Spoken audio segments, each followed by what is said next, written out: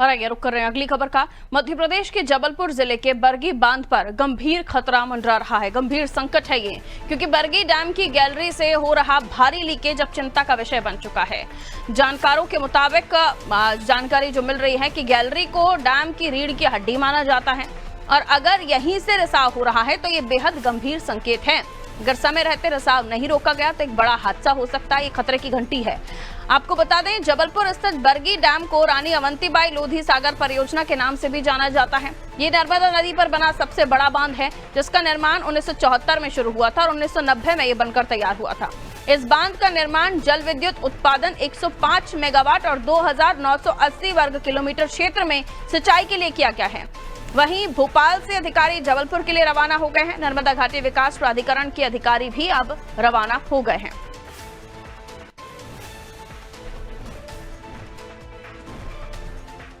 जबलपुर के बरगी डैम पर खतरा मंडरा रहा है और अगर ऐसी कोई घटना घटती है तो भारी नुकसान होगा, आम जनता का नुकसान होगा, जबलपुर वालों को, जबलपुर के आसपास को नुकसान होगा।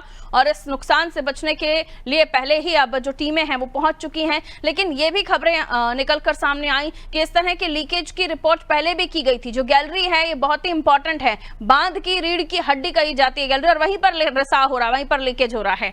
और इसलिए जरूरी है कि इसको गंभीरता से लेना चाहिए। पहले ही गंभीरता से ले लिया होता तो स्थिति ये नहीं होती कि लीकेज होता। आइए इस पर हम और भी ज्यादा बातचीत करते हैं। सोमनाथ हमारे सहयोगी हमारे साथ जुड़ रहे हैं, उनसे हम और भी ज्यादा जानकारी लेते हैं। सोमनाथ, बरगी डैम पर संकट मंडरा रहा है और संकट न केवल बरगी डैम पर मंडरा रहा है बल्कि जबलपुर और जबलपुर के आसपास भी मंडरा रहा है। और अगर ऐसा हुआ तो विनाश तय है, लेकिन इस विनाश को यहां तक पहुंचने कैसे दिया गया? यानी ये खतरे की घंटी बजे क्यों? क्योंकि पहले से ध्यान नहीं रखा गया, पहले से स्थितियों पर गंभीरता से विचार नहीं किया गया। अब जब उन्हें लग रहा है कि वाकई कोई बड़ी दुर्घटना हो सकती है, तब दौड़ लगा रहे सारे अधिकारी।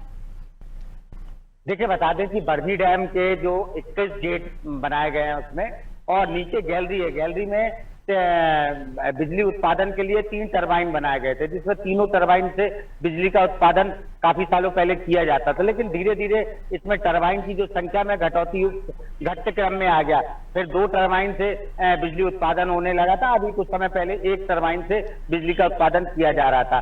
तो लगातार अंदर अगर बरगी डैम के जो अंदर जहाँ टरबाइन बिजली उत्पादन किया जाता है, जो गैलरी है, वहां अगर आप जाएंगे तो पूरा गीला पड़ा है, पानी की बूंदें टपकती रहती है, रिसाव लगातार रहता है। आम जनता भी वहां जाकर बरगी डैम की बिजली उत्पादन की व्यवस्था देखती है। तो पूर्व में 5 से 6 साल पहले भी इस तरह की दिक्कतें आई थी, जिसको लोग कहा गया था कि एक रिसाव जो आ रहा है वो डैम में कुछ लीकेज की संभावना बनी हुई है, दरारें आ गई है।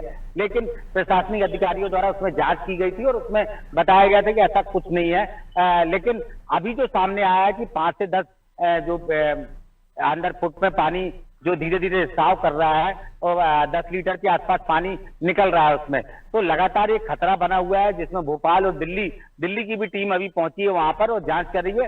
जिला प्रशासन के अधिकारी, जिला कलेक्टर भी वहां पर पहुंचे हैं और व्यवस्थाओं को देख रहे हैं कि किस तरह के ये जो रिसाव है ये कैसे हो रहा है, इसको कैसे रोका जाए। क्योंकि अभी जो बरगी डैम का जो गेट है वो फुल भरा हुआ है, 422.60 मीटर फुल भरा हुआ है और 9 गेट बरगी डैम के अभी खोले जा चुके हैं, खुले हुए हैं, जिससे जल स्तर लगातार बाहर निकाला जा रहा है। और बिजली उत्पादन भी अभी बंद किया गया है, टरबाइन अभी बंद पड़े हुए हैं जो बिजली उत्पादन बरगी डैम से किया जा रहा। तो ये देखा जाए तो प्रशासनिक अधिकारियों की पूर्व में ही बड़ी लापरवाही है, क्योंकि पूर्व में भी कई लोगों ने जिस तरह, और बीच में कुछ मीडिया के सामने आया था 5 से 6 वर्ष पहले कि बरगी डैम में दरार है, लेकिन लोगों का, जो अधिकारियों का मानना नहीं था। लेकिन अब जो ये सामने देखा जा रहा है, इससे बड़ी दिक्कतें आ सकती है, क्योंकि डैम में जल स्तर काफी बढ़ा हुआ है और दबाव लगातार, जो डैम में जो नदी का दबाव है, पानी का जल स्तर की वजह से दबाव बना हुआ है।